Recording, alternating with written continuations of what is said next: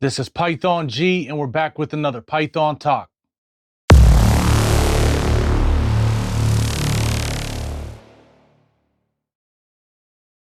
They say it's the rite of passage for every ball python owner.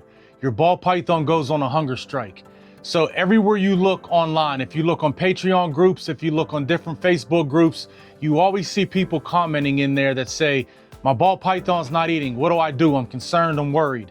So today we're gonna give you some tips, some tricks, and also just kind of help you out and understand maybe why your ball python is not eating. So your ball python goes off of food. First and foremost, don't panic. It's very common.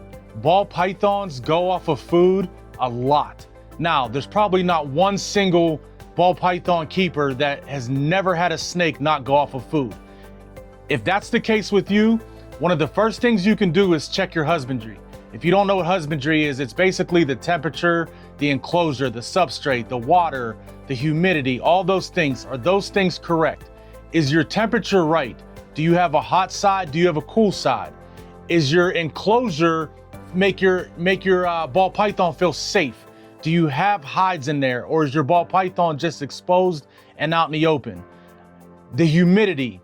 Is your humidity set at the right temperature? Somewhere between 60 to 80 degrees. That's very important. A lot of these ball pythons, if they don't feel safe with enough hides and enough cluster in their enclosure, they sometimes won't eat. If they feel like their humidity isn't at the right temperature, the humidity's too low, 30%, 40%, they maybe won't eat. If it's too high, 95%, they maybe won't eat. If the temperature inside the enclosure, if you don't have a hot side and a cool side, they sometimes won't eat. So before you start to panic, just take a couple minutes and check your husbandry. Is your temperatures right? Do you have enough cluster in there for the ball python to feel safe and to hide in? And is your humidity right? Those things right there could be a game changer for you just to get your ball python to get back on food just like that.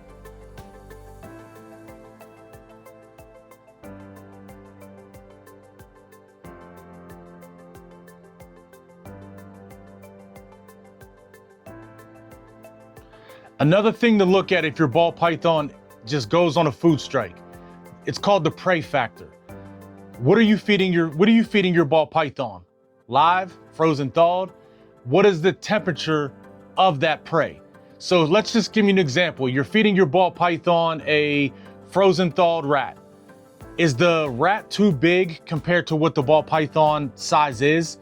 Is the temperature on the rat not warm enough? Did you not heat it up enough that the ball python, their heat sensors cannot pick up that that's actually food? Something so small like that, once again, could get your ball python back on food in no time. So check what the prey factor is. If you're feeding a frozen thawed rat, make sure you have it heated up to the right temperature. Make sure that the ball python is able to pick up that heat source from that rat so that it can go and eat. This is something so small, but it's so important, and it can get your ball python back on food in no time. The size factor. So you may have a ball python of this size. It's not gonna take a medium rat. Don't even try to give it to them. Even a small rat for a ball python this size, the ball python may not take it. So a trick to get it back on is give it a smaller prey. Try maybe a rat pup to make it feel more secure and not as afraid, and make sure it's heated up enough that you put that smaller prey size to the ball python, and the ball python takes it and it triggers that food response.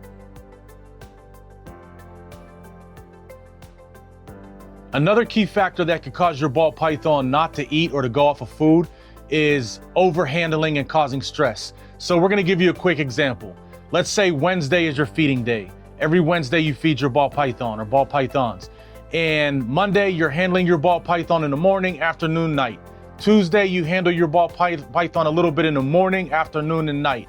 Wednesday you handle it in the morning, a little bit in the afternoon, and then you go to feed that ball python at night. Some ball pythons could just feel stressed out from overhandling and may not want to eat. So a quick little thing you could do is just leave it in its enclosure. Let it sit for a day. Try to feed it a following day after not handling it overnight for a good 12 to 15 hours and see if it'll take the food. Another thing is, if you're feeding frozen thawed, don't be afraid to heat that food source up, put it in front of your ball python. Your ball python doesn't take it, leave that frozen thawed rat or mouse, whatever it is, in the enclosure with it, and shut it, walk away, hit some lights, make it a little bit dark in the room, and sometimes that ball python will go and they'll get that source of food because they feel more secure and a little bit more safer to eat. It's just a small trick that you can try. But the stress of a ball python from being handled too much could also cause it to go on a food strike and not want to eat. Here's a couple tricks that you can try to help you get your ball python back on food if it goes off and the other things we discussed didn't work. So the first one is the blow dryer trick. So what you do is you get a blow dryer, you get your frozen thawed rat or mouse, you take that blow dryer and you blow that warm air and that heat source in the direction of your ball python. Sometimes this will trigger the ball python with the scent of that, the scent and that heat of that rat or mouse, and it'll trigger it to eat. Another thing you can do is what we call the bag trick.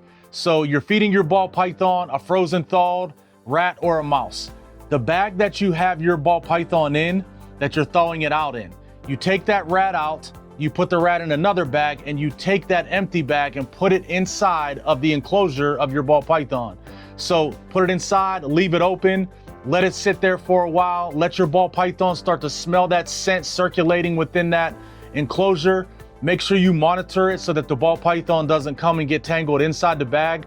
But we found that to work a couple times is just sitting there. Maybe it might take an hour of that ball python smelling that scent, getting curious and wanting to go eat. The last thing you can do is, if you're used to feeding frozen thawed rats to your ball python, switch up the food source. You can get a live mouse for whatever the reason, and we do not know why. Every time that we've had a ball python go on a food strike that we feed rats to, we keep trying to feed it to rats, but then we'll switch it up and we'll throw a mouse in there. And 9 out of 10 times that ball python will take that mouse. Not sure why, but it just seems like it always does. And vice versa. If you're used to feeding your ball python mice and it's not taking it, try a rat. Just switching up that food source. Try African soft fur. They'll always take those. But just switching up that food source can sometimes trigger that ball python to want to eat and start taking food again. If you are the one that constantly feeds your ball python live and it's not taking the live, maybe switch it up and try to give it a frozen thawed and see if it'll take that. The key thing in doing this, if your ball python does not take a meal and goes on hunger strikes, whether it's 3 weeks or 1 month or 2 months, don't panic. The only time you want to start to really panic is if your ball python starts to constantly and drastically lose weight. When that happens, then it's time to see a vet. But husbandry, the stress of handling, and then a couple of the tricks that we tried, hopefully it can get your ball python to get back on food. Don't panic if it does. It's very common in our industry for ball pythons to go off of food, and everybody knows that. Like I said at the beginning, they say it's a rite of passage if you haven't dealt, once you deal with a ball python that goes off food and goes on a hunger strike. Accept the challenge and try to enjoy and get your ball python back on food, because once they go off of food and then you get them back on food, it's a very good feeling, and usually they'll keep going and eating more and more and more. So hopefully that this helped you out, and if you ever get in a situation, this video could give you some guidance. This is Python G from Champion Pythons. Make sure you like, make sure you subscribe, and we'll catch you next time.